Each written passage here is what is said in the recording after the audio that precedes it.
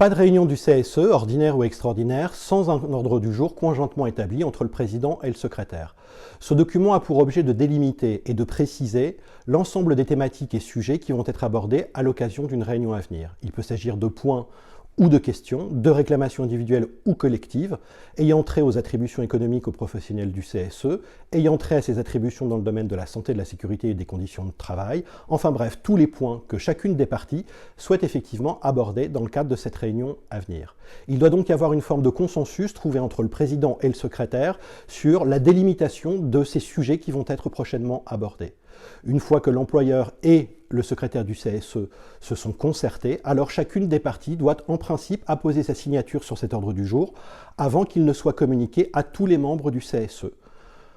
Les membres du CSE qui doivent évidemment en être destinataires, ce sont les titulaires, les suppléants et les représentants syndicaux. Et l'employeur doit veiller à ce que la communication de cet ordre du jour se fasse au minimum 3 jours avant la réunion lorsqu'il s'agit d'une réunion du CSE, délai porté à 8 jours lorsqu'il s'agit d'une réunion du CSE central. Selon quelle modalité? Le Code du travail est totalement silencieux. Il vous appartient dès lors de préciser dans votre règlement intérieur de CSE selon quelle modalité l'employeur s'engage à communiquer cet ordre du jour, par courriel, voire le cas échéant, par courrier.